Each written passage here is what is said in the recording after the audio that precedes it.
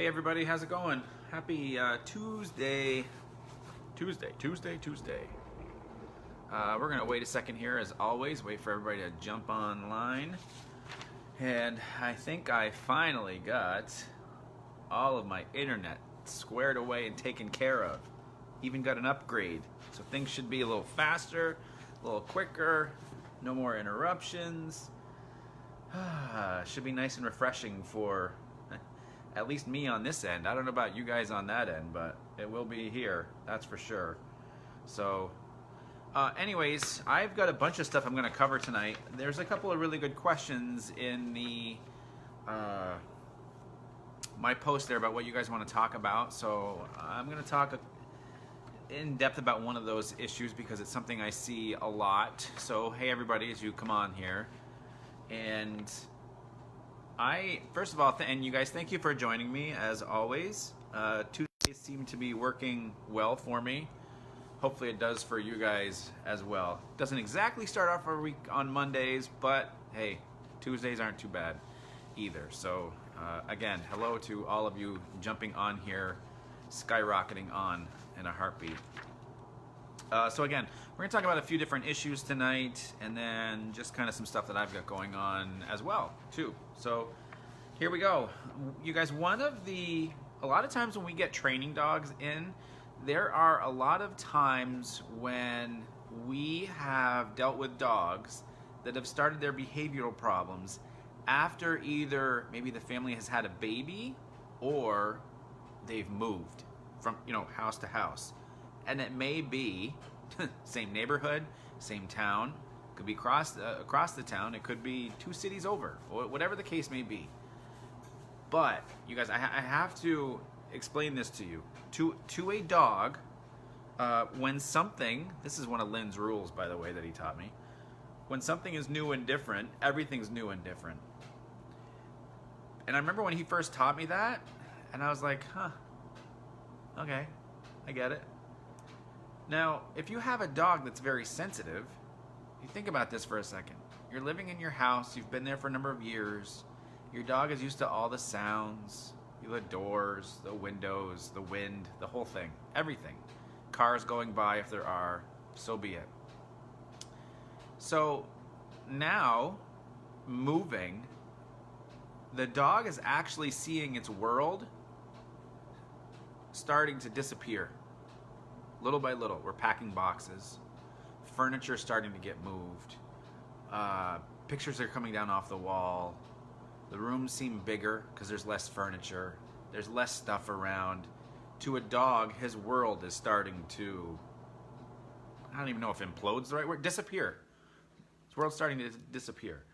So, and now we bring him over to a new place, and then everything kind of slowly goes back up again. And that can be hard.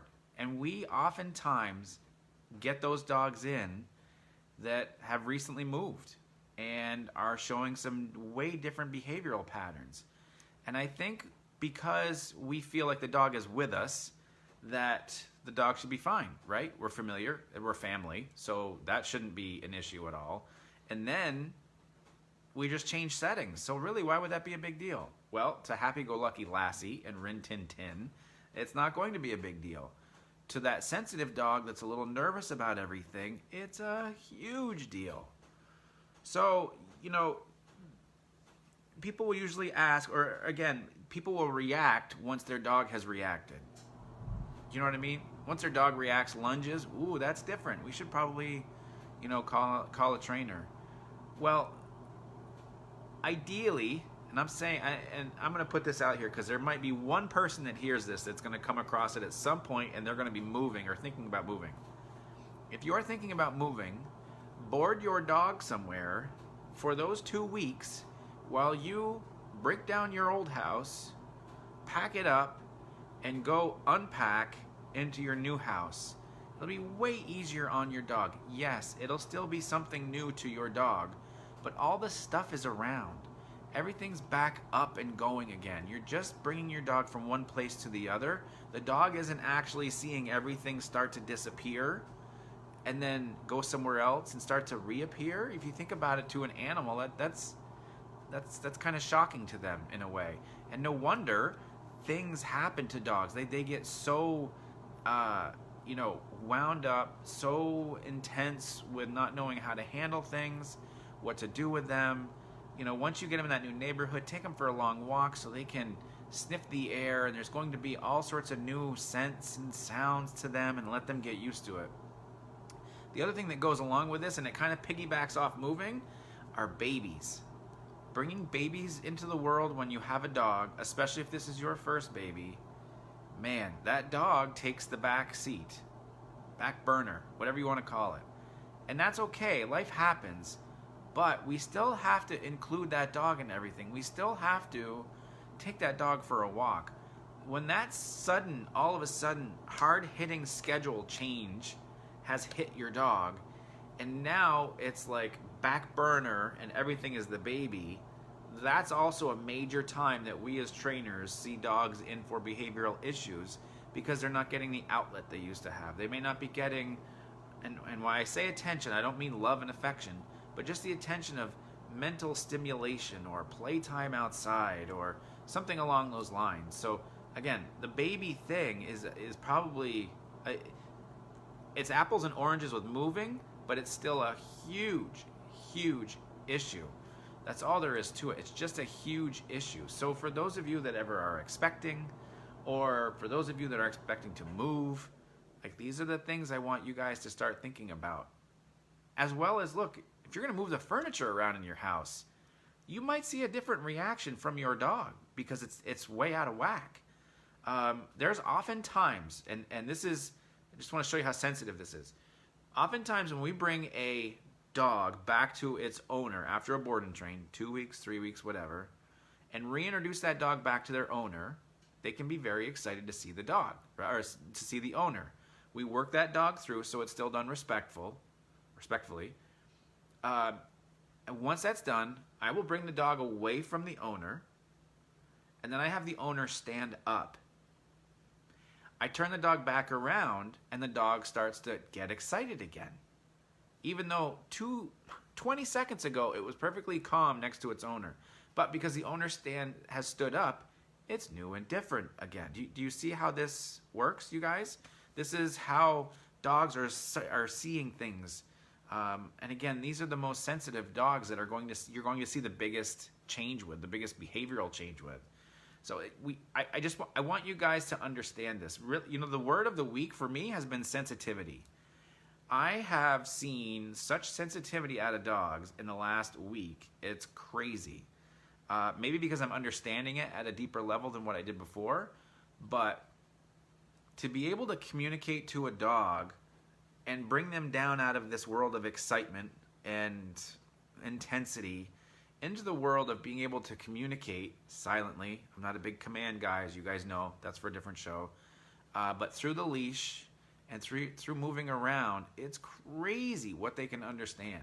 I did that video last week of Gemma on the prong collar. I didn't get too many negative comments, which I think probably what I said during the video had something to do with that. But you guys, the most recent Dog Trainer Daily thing that I did on YouTube was how sensitive Gemma was to the prong collar and how I taught it to her first. I taught her what that prong collar meant to her, so she was able to understand what it was going to take for her to be with me and to pay attention to me. No big yanks, cranks, corrections, but I was able to bring her sensitivity down so low, meaning when it was really, really low, it would take the tiniest bit of tension on the leash for her to be like, oh, okay, there's Dad, I gotta go. Or I've got to move, or, ooh, I felt something. What was that? You don't get the big jumping, all this intensity and moving around and excitement and blah, blah. Good boy, good girl. And it's like, oh, yeah. Sometimes that sends a shiver up my spine when I see dogs just constantly like, good boy, good boy, good boy, good boy, good boy. You just off, and, it's like the Mexican jumping bean that just kind of keeps like jumping. And this dog just has no idea what it's doing. So sensitivity has been, like I said, the word, because I've seen it more out of dogs. I'm seeing it to a different light of everything. and it's very cool. And again, this is really, you know, after August, September, October, 2.5 months, starting to see the differences, and it's very cool. It's very cool. So, all right. So, you know, somebody had asked that question about moving, so that's my take on it. There was another question about letting a dog out and how you should teach a dog to how you should teach a dog to tell you that they need to go out. I think I posted it on Facebook here, or maybe Instagram a few weeks ago, because as I've started to let Gemma out, and I never have focused on her having to tell me when she wants to go out. Now, one time since I've had her, have I seen her over next to our back door when she was off leash. I was able to watch her and supervise her in the house.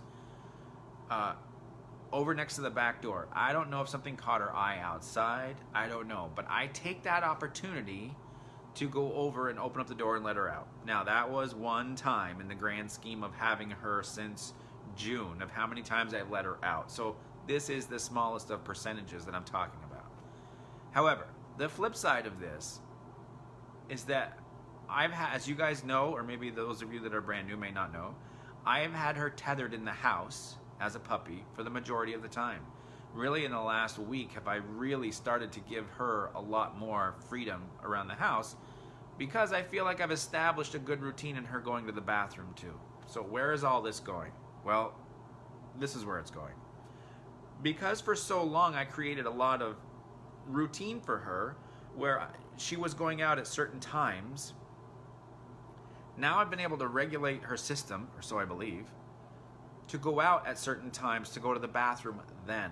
We haven't had an accident, knock on wood, for, I mean, months here, because it's not that I have to teach her to go ring a bell to tell me when she wants to go out, which there's an itty bitty little part of me that's like, wow, do I really want a dog to tell me to get up to go outside? You know what I mean? And I would love, I'm probably gonna, that might be a subject of talking to another trainer, because I would love to find out the different philosophies. Obviously there's ease in it, right? The dog goes over, rings the bell, ding-a-ling-ling, oh, the dog has to go to the bathroom, let's get up and go outside and go. I get it. I totally understand the ease of that. And I'm not saying don't do it at all. I'm not one to do it. I've never done it. I don't even know how to do it. I admit it, because I've never done it. And I don't know. I don't have interest in teaching it either, because I want to create the routine for my dog.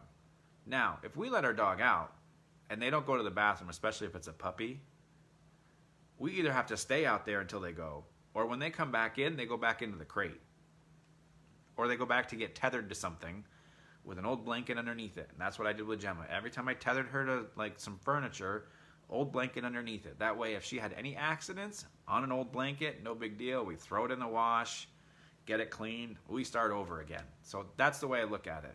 So as far as teaching your dog how to ring the bell to go outside, to tell you to get up off your butt, to move your feet, to open the door. You think about how many things that dog is telling you to do. It rings the bell, it tells you to get up out of your chair, it tells you to move your feet, it tells you to open the door, and guess what? Probably open the door when you come back in, which means get up off the chair, move your feet, open the door. You see, the dog's making you move a lot. Now, again, there's ease to it. I'm just giving my opinion. Please don't take this like I'm saying you should never do the bell stuff, whatever. There's a lot of people that take a lot of things what I say completely way out of context. So I'm learning I have to clarify this. So, you know, to me, I want to create that routine for the dog, whatever works for me. That's all there is to it. You know, and look, older dogs, sometimes a system gets out of whack for the day or for the couple of days. You got to be on top of it. You got to be aware of it. We can't turn off from being aware of our dogs. We can sit back, we can watch TV, they can be lying on their bed, and it's no big deal. We can just be hanging out. You can turn off to a degree there. But if they start getting up and start moving around, I'm going to pay attention. Where's that dog going? Is it going over towards the door? I'm up, I'm out. because at that point, I want to get ahead of what they're going to do. If that bell's over there, I'm not going to wait for that dog to hit that bell to tell me what to do. I'm going to get there first, and I'm going to let that door, or open that door, and then let the dog out. If there's something going on with their system, I've got to be aware of that. Again, they don't turn off from reading us. They do when they're sleeping. But if you're sitting there watching this right now, and you get up and you walk over to get something to drink, unless your dog is a couch potato or sound asleep, they're probably going to have an eye on you, like, where are you going? Okay, no big deal, I'll just stay here. Oh, wait, you're going to the front door? What's going on? And then you're going to start to see movement. So this is what I mean. They don't stop observing us. So I sometimes feel like maybe we should focus a little bit more on observing them, too. Just a thought when it comes down to it. So, but that's my take on the whole door and routine, because somebody also said there was previous accidents that was going on. Cindy, yes, this does work for kids. However, I do not condone using leashes or dog food or dog treats with your kids. You do what best fits you. But I've also been asked to see if I can board and train husbands too. I've had many wives ask me that question. So I do not do any husband training either. Although I think I'm a good husband. But that's for another night. All right, so you guys, I have to tell you, and I want you to know that this is coming from a humbling place, and it could very well sound like it's coming from a bragging place, but it's humbling to me. Yeah, Melinda, right? With the whole eyes, like, what are you doing? Where are you going? I know, it's crazy. So yesterday, look, I'm in very small town, Vermont. Obviously, those of you that are around here know where we are, know where we're located. We are a very rural area. And this week, yesterday, one of our board and trained dogs got picked up, and he's from Boston. You know, the couple's traveling 3 hours to bring their dog up for us to train, which I don't know. I never thought these days would happen, nor would it even be possible. It didn't even cross my mind. And today, we sent home a dog that was from Connecticut. Now, it's interesting because when we're booking these appointments like this, it's always exciting to me that somebody would travel this far for me and my staff to work with their dog. It's crazy. It's still crazy. I don't care if this happens for another year. If I ended up with another dog from Connecticut every week for another year, it's still going to be crazy to me. It just is. And I know there's a lot of trainers out there that are training dogs from other states. I totally get it. It's happening. It's out there. For me personally, it's really starting to become somewhat of a regular thing, that it's just not dogs from around here. However, there's challenges that come along with that. As much as it's exciting, it's humbling, there's a challenge with it, because when they come to pick up their dog, I'm with them, they're with me for an hour and a half to 3 hours sometimes. And that's it, usually. Because when they go home, they get their follow-up stuff, all the stuff that's a part of our program, an email, whatever they need. But that's usually the only time that we actually connect in person. So what goes along with that is commitment from the owner to use this technology that you're looking at right now, whether it's in your hand, whether it's in your lap. This is technology, and we need to use this to our advantage. I need to use it to my advantage.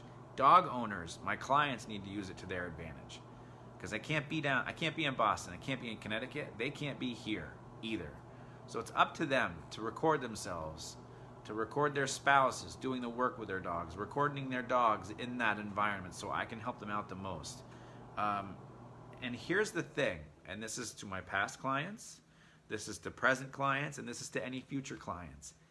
I can only work as hard as you work towards your dogs. That's all there is to it. If I'm working overtime trying to help out Joe Smith with his dog, who's not putting in 2 minutes a day, we're not going to get anywhere. And I've got other people in the hopper waiting for help that are going to be working doubly as hard with their dog as I would, because they're so committed to it. And that's sometimes hard for people to understand. I've had people light up my email and say, hey, I need help. This is the video. Great. I'm on it. I'm on it. I love it because I get to see what's happening. I get to see what kind of progress we're making and where we're headed and how we get to, which I love this about what we do, tweak the program. And it's got to be flexible and we got to move with it. And we've got to just kind of like find our way to go through everything. Because it's not that cookie cutter like this is the way it's going to be. This is protocol. This is the only way. This is very military-esque. And there's no deviation off of this, which is insane to me because all dogs are different. All environments are different. All families are different. So why would we have the same protocol, this one size fits all? Doesn't work. And that's what I love about our program and being able to be in contact with these clients from out of state is that we get to tweak, we get to maneuver, we get different environments, we see videos and see what's happening. And because people will ask, why would I do a board and train when the dog is not in my environment? You're not in my environment to help me with my dog in my environment. I can't tell you how many times dogs need kind of that detox. Not because it's like such a bad relationship with the environment or with the owners. It's not. But the dog just needs to, we need to break that routine of what that dog gets to practice. When we can break that routine, you know, the adage of let's peel the layers off the onion. When we can break that routine and break that pattern, now we have access into teaching this dog something new that now we teach the owners, and then the owners can take home and we can see video of it, right? This is where board and trains are very beneficial for some people, especially if they don't have the time to work on it with their dogs. Because we can, and then we, you know, create this program, this flexible program to follow at home. So the state, you know, out-of-state thing has been pretty interesting. It's definitely helped me learn as a person, as a trainer, you know, the client service, you know, type of aspect of the training. So it's been pretty interesting, but it's also been pretty cool. So you know, when it happens in the future, and I know we'll get another client, another dog from out of state, again, technology's not going anywhere. This thing that you're holding in your hand watching or on your lap, it's not going anywhere. It's here to stay. And that's good for us. I think it is. So anyways, all right. I know there's been a few of you that have asked a few questions, so I'm going to hopefully get to those in a second. I, as always, have to look for it on my computer here. So you have to give me a second so I can pull it up, hopefully.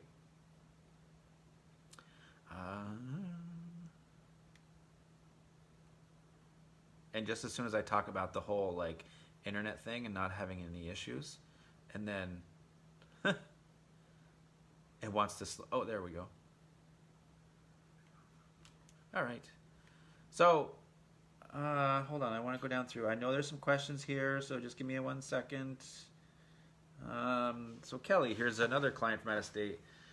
Molly was on edge today because we did errands in Dave's car while mine had a tire being repaired. She had been in this car with Dave, but not me. It took about half an hour for her to accept the situation. See, this is what I mean by something new. Like, it's all a part of it. You know, if you get really good at walking your dog in your left hand, switch to your right. It's going to be new for you, and it's a good challenge. It's a really good challenge to learn from. Elizabeth, my dog had stress colitis after I moved a few months ago. First thing the vet asked me, have you moved recently? Elizabeth, that's, I mean, there's proof right there. Fran, it's just the prong collar thing with Gemma is on YouTube. So just go to the Vermont Dog Trainer YouTube page, and I think it might be the second or third most recent video. Let's see, what else we got? I used some of your advice with my oh yeah, that's right, Cindy. Good imitation of the dog. They are like kids. They wake up, they go out, move and say you got to go out. They just walk to the door so easily, never really have a problem. Yeah, you just create that routine. That's all there is to it. Diane, in general, are your techniques positive or adversive? That's a great question. You know, I can't tell you the last time we were talking about myself and Serena and the rest of the staff about the last time that we corrected a dog, meaning giving a tug on a leash, and we can't remember when. That would be obviously considered an aversive, obviously. Positive is it can be there to me.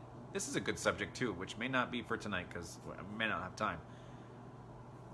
Positive reinforcement can be food, it can be treats, it can be toys, it can be affection.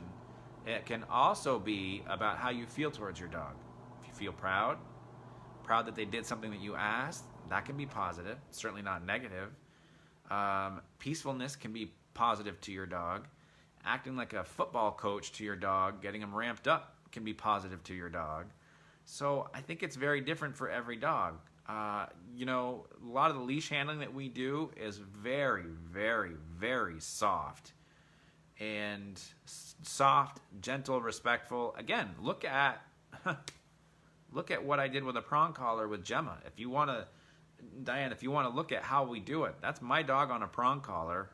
I mean, and I didn't want to use somebody else's dogs just because I wanted to get their permission, and that thought just came to my mind. I knew that Gemma had never felt a prong collar before, so I wanted that like rawness to come through so you guys can see that. So you know, Diane, I think I'm in the middle. There's a lot of gray area in that middle too, and many trainers can probably answer that in many different ways. But you know, if I see a dog that's acting out, that's getting out of control, I have to address that dog. Whether I'm getting up and I have to just get a hold of the collar a little bit to get a hold of the dog's attention, then so be it. But I can't, in my setting, in a daycare setting, I cannot keep things purely positive. Because if two dogs are playing and it gets too intense, me calling their name is not going to break it up. So it might be a hey, it might be a clap, it might be a snap, it might be walking over, getting in between them, right? Like it has to be addressed. It has to be addressed, especially if we want to create a cap to the play. They can't go up here. They can go up here over and over and over again. That's fine. Keep doing it. And if you go up here, then it's too much.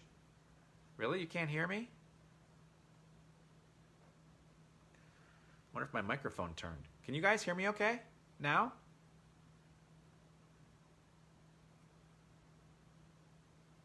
I need give me a thumbs up if somebody can hear me, or somebody comment that you can hear me. Because that'd be a bummer if that's just locked out. Fine here. Yes, we can. Okay, good. Whew. Whew. Okay, good. Awesome. Anyway, so it goes back to that intensity. We have to address it for sure. There's no question about it. But look, you guys, I want to leave you on a couple of things here with the podcast. I just did one last week. I put it up. I hope you've heard it. If you haven't, please take the time to listen to this one. It's with Hana Saitama from Free Your Mutt in Portland, Oregon. She's my Oregon trainer. It's one of my favorite episodes, strictly of like trainer to trainer talk about, you know, how we interact with clients, what we can do as trainers, how dog owners should look for trainers and what to look for out of trainers. And also a great conversation. There's a great segment where we're talking about nutrition and the raw diet and the benefits of it and how to introduce it. And it's just really, really good. It's getting a lot of downloads so far. I think the word is catching on that it's working. Just because there's just a lot of good content in it. And then I put up another one too today. So if you haven't opened up your podcast app, or if you haven't subscribed, make sure you subscribe. But make sure to listen. It's just kind of my take on dog psychology, which is certainly what I am doing a lot more of. Just understanding the dogs more at a psychological level than, you know, teaching all the sit, stay, heel, roll over, all that kind of fun stuff. So, which has its own place. So anyways, there was one other question I just saw that I feel like has to be addressed, and then I'm gonna call it a night. Yeah, I need some advice on how to get my dog to be friendly and accepting of my new baby. This is a safety issue, you guys, and I think I've spoken about this before, but it's been a long time. Dogs and babies, I'm going to say it so everybody can hear this, right? And I have to clarify, and I'll clarify, so give me a second. Dogs and babies do not have to meet, period. My dogs didn't officially meet my kids for months. They might have sniffed from a distance, but that's it. So that baby should be completely off limits from the dog. That baby should have an 8 to 10 foot radius of space around it. Do not lay the baby down with the dog. Do not let the baby crawl over the dog. Do not let the dog crawl over the baby, and vice versa. That baby needs space and safety, because if that dog or if the baby grabs a hold of the tail, we all know babies like to grab, right? And they grab that tail and the dog turns and snaps because it felt this sharp pain, and the dog bites the baby, you will never look at your dog the same again. Is that the dog's fault? Nope. That is the parent's fault for not supervising and not watching the baby get near the dog. You need to create space. That's all there is to it. Now, how long do you create space for? I don't know. A year or two if you want to. I did it. Look, I know my dogs pretty well. They were old when we had her. Well, not old, but let's see. Maddie would have been, 4, right? Wow, is that, yeah, 4. But listen very, very well. Other dogs, 4, so I created space with our kids when they were born. That's all there is to it. And we got to the point when the baby starts moving around, at that point, things should be in place. So when the baby starts moving around and moves towards the dog should be moving as well, moving away from the baby. They need to know they're not allowed to pick up any of the baby's things, do anything with the baby's toys, nothing, clothes, nothing. Safety first. Safety first. That's all there is to it. So do not worry about your dog accepting your baby at all. We're not looking for that with a new baby. We're looking at your dog respecting the baby, because that's the most precious thing in the house right now, and there should not be any chances of that dog getting anywhere near the baby. You need that space. You need the respect from the dog to the baby, but most importantly, as a parent, you need to create space for that baby so that there is 0 chance whatsoever for that baby and that dog to cross paths. If you're putting the baby on the floor and you want to give the baby some floor time, go put the dog away if you have to. Or tether the dog to something where it cannot get to the baby and there's still plenty of space around the baby. That's all there is to it. You have to think space. Again, I can't tell you how many times I've come across where maybe a dog has snapped at a kid, or maybe like a 2 or 3 year old, or snapped at a toddler or bitten a kid. You as a parent will never look at that dog the same again. You won't. I wouldn't. If one of my dogs ever did that to my kids, firstly, I would know that I did something wrong and I would feel awful that I set that dog up to fail. But second, I will always wonder, like, wow, is my dog gonna do that again? When I'm like a little unsure. So no, you need that space. That is all there is to it. So on that note, you guys, I think I'm going to call it a night. Again, if you can listen to the podcast, that would be fantastic. And I'm trying to think of what else I got going on. I got another one I'm doing this week, a guy from Alabama. Oh, and I've got Alaska and Hawaii booked as well. I've got my trainers for that too, so which is exciting because I always kind of wondered where that was going to come from. But I don't have to worry about that anymore. And the one from Hawaii, I think, is in December. And Alaska will probably be well into next year. So we're like 30 states into the 50. It's crazy that I'm on the other side of the hill going down now to the finish. But it'll be pretty cool. So anyways, you guys, I will see you next Tuesday. If you need anything, let me know. Also, I get you guys a lot of questions about behaviors of people's dogs. I really need to see video. So before you send me a question about a dog, you know, reacting towards something or an odd behavior, record it on video and then send it to me so I can see in context what is happening, so I can give you clearer communication, clearer advice, not always solutions, just advice to figure it out. So anyways, yes, Diane, I go live every Tuesday, 8:15. So tell your friends, your in-laws, outlaws, enemies, neighbors, everybody. So, all right, you guys, have a great week. I will see you next Tuesday. See ya.